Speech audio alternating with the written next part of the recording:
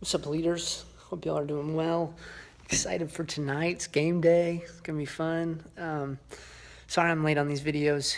Was in a kind of a 3-day retreat with the Blunt staff, which was awesome.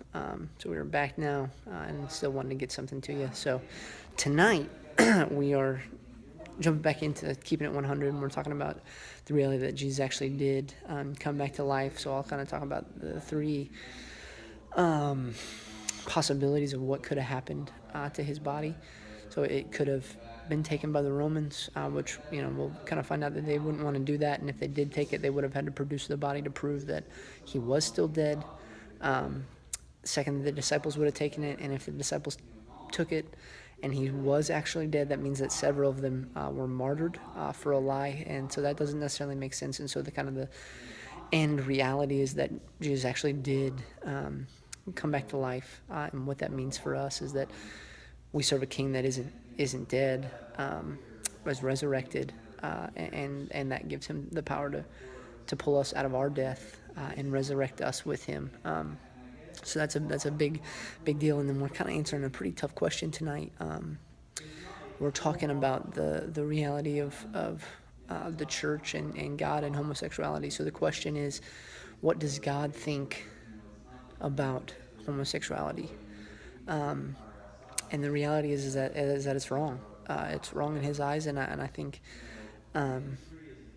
thus far the church in general, kind of overall, has done a poor job of representing that truth, and also representing the love that comes along with that. And so the reality is that, yeah, that's wrong, but so is lying and gossiping and stealing and cheating on your wife and having sex before marriage. Like there's a lot of things that are wrong, and there's socially acceptable sins, and then there's things that the church things aren't right, and so we kind of harp on those, and that's not right.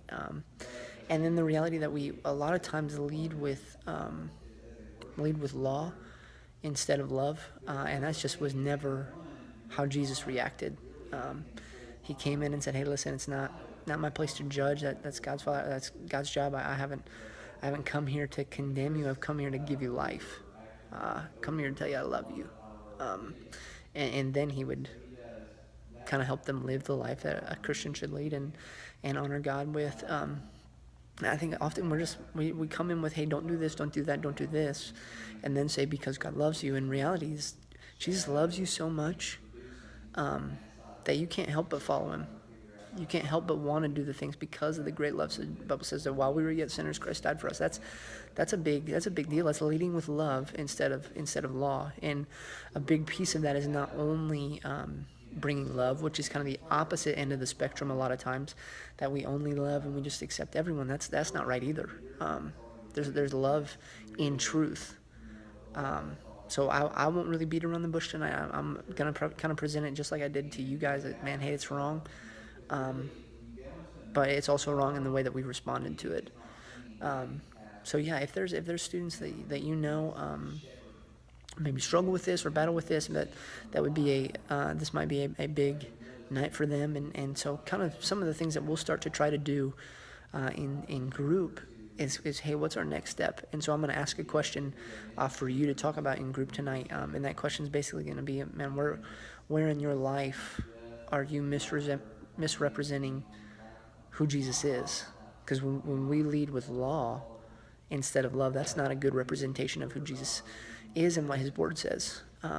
So where are you leading with rules instead of love, and where can we be better at that? And what are, if we were to take a poll of your friends at school, what would they think about Jesus because of how you are, and how do we fix that? So it should be a good night. I'm super excited to have you guys here. I wish it was time already. I just kind of run around and yell game day by myself until you guys get here. So yeah, love you guys. Can't wait to see you. Peace.